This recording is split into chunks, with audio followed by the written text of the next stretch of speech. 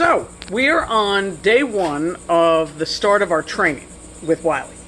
He has been doing great on walks. He's getting more and more comfortable on leash, and he seems really comfy with me. It took us no time to build a bond. He also has been really great with Deb. So, everything's going great. What I wanted to do was start with the place command, and the reason was twofold. One, Robert mentioned that you guys had done a little bit of place command with him, so there might be some familiarity, which there does seem to be. And two, place command is a terrific command to give a dog clarity about what we expect from them in certain situations. Clarity is going to be imperative for Wiley. His insecurity and his anxiety in situations, particularly when he's confronted with folks he doesn't know that well, or men he doesn't know that well, is that we are going to need to give him a few things. One, really consistent, routine, standard operating procedure for situations that make him uncomfortable. Two, really strong human leadership. And three, did I say three? Three, clarity about what we want from him. So the place command is fantastic because it gives him great clarity, tells him exactly what you want him to do to stay in that place. He gets to do anything he wants, lay down, take a nap, chew on a treat, play with a toy, whatever, as long as he's in those four boundaries. So not knowing whether or not you all were taught the place command exactly as I teach it, what I wanted to do was show you what I'm doing with him. I'm assuming that he doesn't know anything, even though I know he has some history. And I want you to see how I teach him, because the 7 days that he's with me are long enough to build a solid understanding, but training the place command in a meaningful way takes thousands of repetitions. So really, the most important learning and solidifying of habit is going to happen with you guys. So let me show you what we do. Bear with me. First of all, if you don't have one or aren't already familiar with a Corunda bed, that is what this is. Come here, what? Good boy. So the Corunda bed, the beauty of it, it's just a cot, but it's about, 5 or 6 inches off the ground. And that is really helpful when we're teaching the dog the concept of this is your place, you stay on those boundaries, because there's a differentiation between the rest of the floor or the ground and his bed. So it is a favorite of pretty much every trainer I know, including myself, with Corunda beds, and a great thing to purchase because it is easy to. This particular one actually was given to me by Blueberry. That's why it's so huge. It was too big for their living room, so they gave it to me. The one, that's an XL. The one that I would recommend for Wiley is a large. It's much more manageable. I'll send you a link. Anyway, the idea is that you can take that Corunda bed any place you go. It dries really quickly if you happen to leave it out on a deck, but you can up and take it with him any place, which is true of a dog bed as well.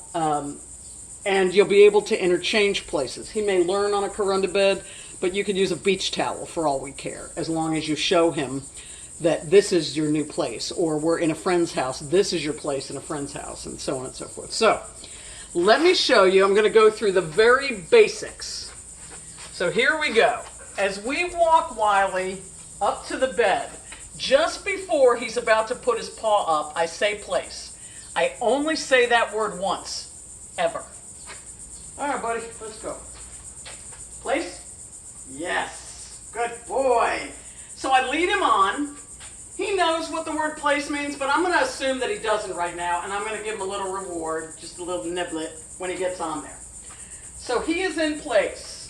The only rule while he's in place is that his forepaws have to stay on there. He can do anything else. I can give him treats. I can go over and love on him.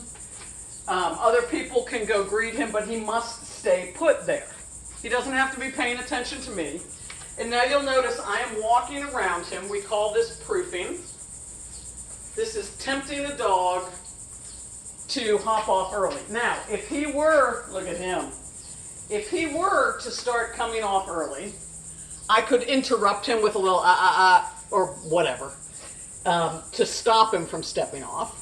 Or if he steps off, I don't say any commands, no words, no correction. If he steps off early, I just take the leash and steer him back on.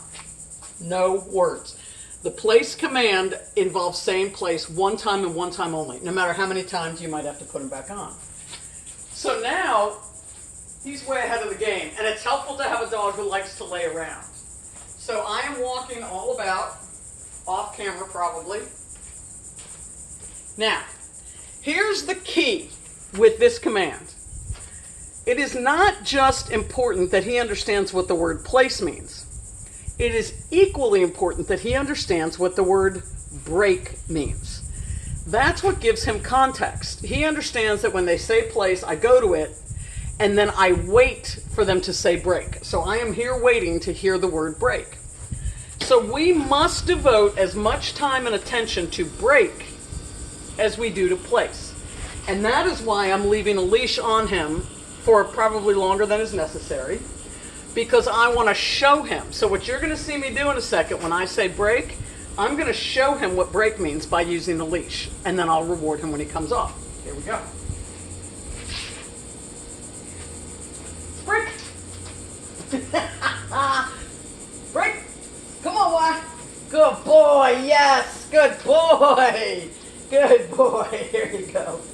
So, I had to follow through with break because while he's in this learning phase, I need to be clear that he understands what the word means. Because if he doesn't understand what the word break means, then he does not understand the continuum of this command. Place, hold on there. Break, you may leave. Now, if I tell him break down the road and he just decides to flop over and lay down, that's fine. But while we're in the learning stages, we really want to make sure he knows it. And we want to show him everything with the leash. You'll hear me say this a lot in the course of the week. The leash is for guidance, not correction. All right, buddy, let's go. Place? Yes. So I'm giving him a little bit of a lead. He doesn't need much. So now I can do any kind of proofing I want. The goal here is to start at a low level of excitement, like me moving around, or I'll go get this bag of treats that he's fond of, to tempt him to come off. What we're trying to do is start building impulse control. Now, clearly he's content where he is. The odds of me getting him so excited that he wants to jump off of there are pretty slim in these early stages, because he doesn't care that much about things like that. What he would care about is if one of you came walking up, or some other things. But we'll find some other things to build excitement. But right now, bear with me.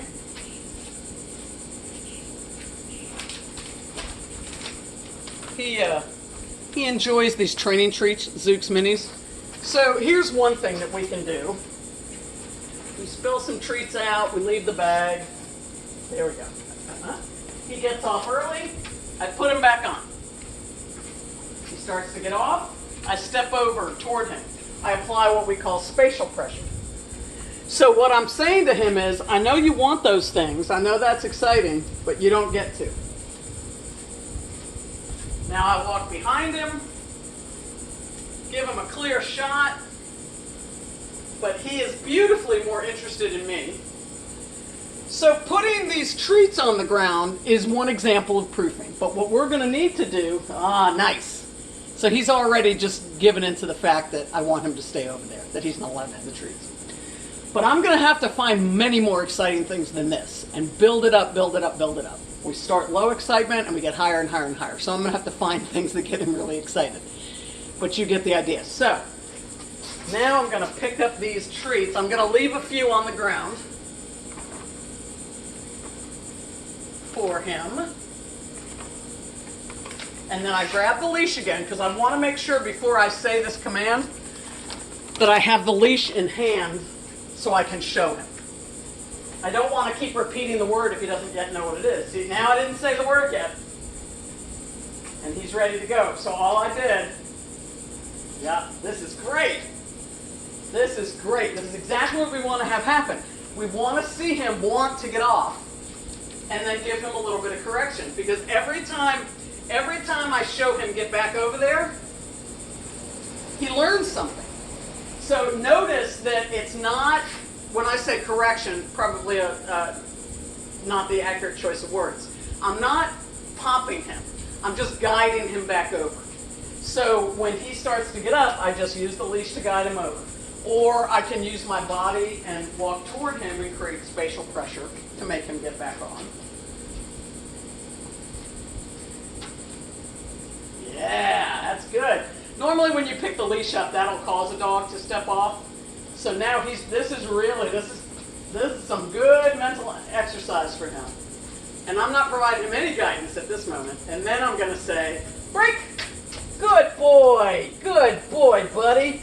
And he gets the treats. So you get the idea. What he and I are going to do is we're going to have play session every day. And he's going to get stronger and stronger. And I might eventually get rid of the leash. We'll see. But I will test him. I'll throw the leash down and I'll say break. And if he starts to break without me showing him, then I'll get rid of the leash. But if he still doesn't seem totally on point with the break, then I'll use it to show him. So he is a smart boy. Yes, he is. All right. I might do a little more plays later in the week, some video for you. But for now, you get the basics. And it is a really easy thing to train. It just requires repetition, repetition, repetition, and some really good proving, some really good temptation. But look at him. He's a smart man. Yes, he is. All right. Over and out.